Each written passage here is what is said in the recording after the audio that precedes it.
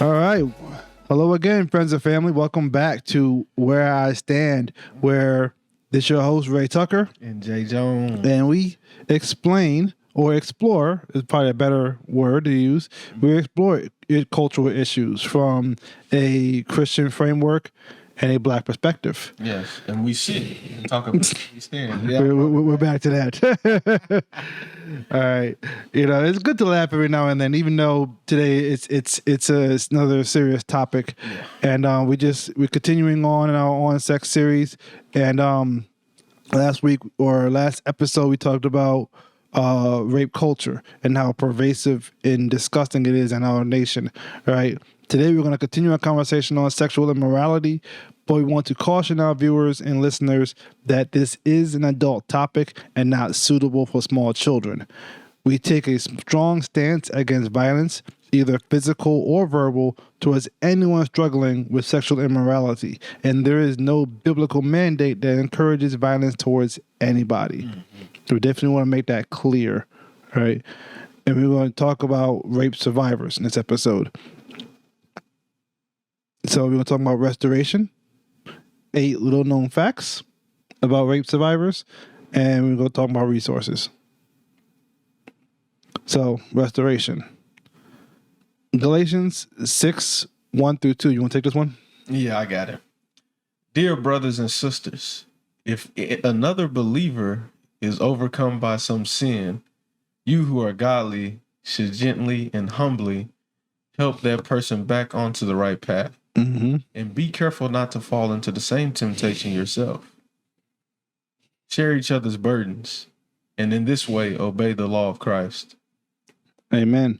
In the beginning, I stumbled because I had a different version in my head. Oh, wow. Oh, wait, NLT. It's not ESV. Oh, wow. But here's the thing, though. You can't restore something if you don't know what is broken. Right. We're going to dive into some of the nuances and dispel some myths surrounding rape culture, rape survivors, so that as a church, we might be more equipped to restore individual to wholeness. Yes. Again, to go back to Ephesians 4, what we read in the last episode, is that we believe we are teachers, and as such, we are to equip God's people to be able to rightly discern the spirit of truth, right? Mm-hmm. Right, discern the word of truth. That is right. One of the things that is necessary, but sometimes we need to go a step further. Is it is good to put sin in its proper category. Yes. So, for example, we may say, "Oh, that person is a racist." Ultimately, people say, "Well, that's not a biblical concept, or that's not what it is," but it is a reality. But the point I'm getting at is it would fit under partiality, right? Yep. So in the same way, going the opposite direction, yes, rape is sexual immorality, and we do learn about that in church, but how many sermons have you heard where they specifically talked about the sin of rape? Not many. Right. This is not something that we normally hear about, and again, me and you were talking about yesterday how we need more specified sin targeting whenever it comes to sermons or just anything in general, just being more targeting that thing. Yes. Talking about it, and not just elevating one over the other. Everything's always broad stroke. Church culture has a bad habit of talking about homosexuality and drunkenness as if they're the only two sins. Right. Absolutely. And so then it when an individual, again, what we're talking about here, has been raped and they're coming in and they're looking for someone to have compassion on them and consider them, and yeah, they may get it from the brothers and sisters within the congregation, but I never hear someone talk behind the pulpit about what I have going on. So this is what we're going to do. This is why we're here doing this show, because we're here to do that. We're not going to just lob accusations at well-meaning individuals who don't know no better, right? But we're here to fill in a gap. Right. So what we will say is that there is a very complex legal landscape that survivors have to navigate largely on their own, right? So we're gonna get into some of these. So that's what some of these facts are talking about. The legal landscape. Again, if you don't know what's broken, you can't restore it. You can't fix it. So that's kind of the point of this episode, is showing you how broken this system is, showing you how broken and how tough it is to navigate this landscape. All right. So 8 little known facts of rape survivors, and I might throw in some extras as we go. So, but this is really just 8 main points, and there's so many more. Really, be honest, it's not just 8. No. Right? It's not just these 8. But as we go through, I might get inspired to share a little bit more. So we'll do that. Fact number 1, and I mentioned this in the last episode on rape culture. Every 68 seconds, an American is sexually assaulted. And that comes from rain.org. And here's the thing, at least I didn't go into it, I probably should, but it didn't parse out whether it's a boy or a girl or male or female. It just said that every 68 seconds, an American is sexually assaulted. All right. Fact number 2, 98% of rapists will never spend a day in jail.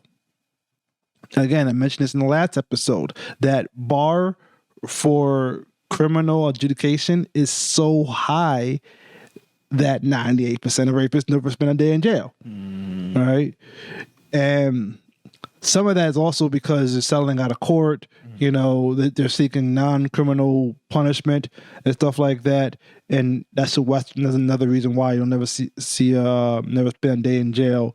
But by and large, you're not being held accountable. All right. So I just want to put that fact out there. Again, this is coming from rain.org if you're listening on a podcast. Now, facts 3 through 8 are pulled from the Georgetown Journal of Gender and Law, Volume 21, 367, Rape and Sexual Assault. And again, this link will be provided in the description as well if you're listening on a podcast. But what's fact number 3, Jay? Many survivors choose not to undergo an exam. That's crazy, right? And you think you want, and there's a myriad of reasons why.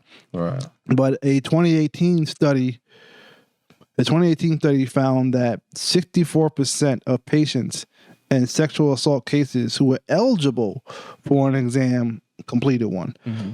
So out of 100 people, out of 100% of people who's eligible for an exam, only 64% of people completed one. Mm-hmm. All right.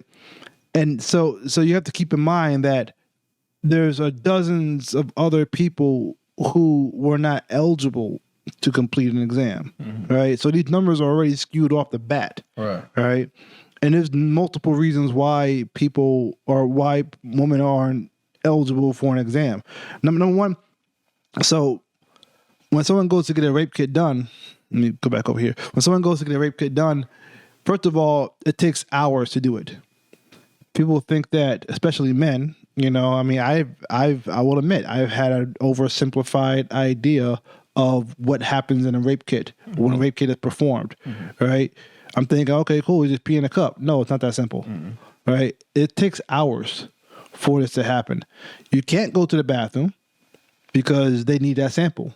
They need that urine sample, all right? So you can't go to the bathroom. You got to hold it for hours, potentially. You can't shower.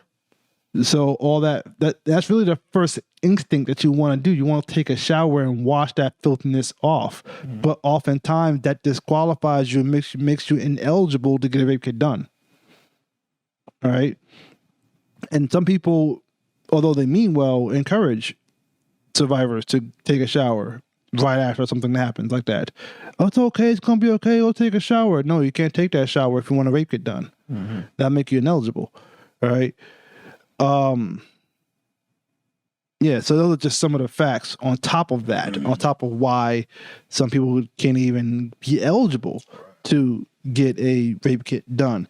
But of the 100% of people who are eligible, only 64% of those patients in sexual assault cases complete a sex kit, a rape kit, that is. And then, so there's another part, right? So you go get the rape kit done. right? But you still have the authority to release that rape kit to the police. You don't have, it's not automatic. Just because you get a rape kit done doesn't mean it automatically goes to the police and then automatically goes to investigation. It doesn't happen like that. You still have, that is still your evidence, and you still have the control to tell them not to use it or whatever the case may be. And sometimes people choose to not submit it to the police because of coercion, out of fear that the perpetrator is still going to do greater harm to them. And another thing is, I never thought about it until I watched the documentary I Am Evidence, is one of the things they point out in this process of a crime scene is that they are a walking crime scene. They are the evidence.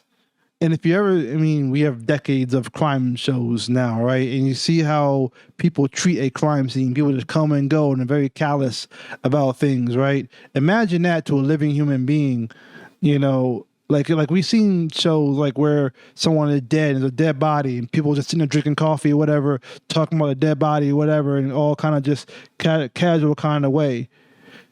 Same thing happens to rape survivors when they're having a rape kit performed on them. It's very casual, it's very routine. Oh, well, here's another one. And go in, here's a swab, and stuff like that, and go over here, do this, turn this way, lift up this, la la la la, and the list goes on. I'm traumatized, and I'm being treated like a routine, like an animal. Right? And we as Christians need to do better at understanding the trauma that goes on, so then we don't turn around and re-traumatize the victim and ask them silly questions like, where were you? What were you doing? All right. So again, fewer than 30% of those people who are eligible for a rape kit, fewer than 30% of them actually release the evidence to the police. Fewer than 30%.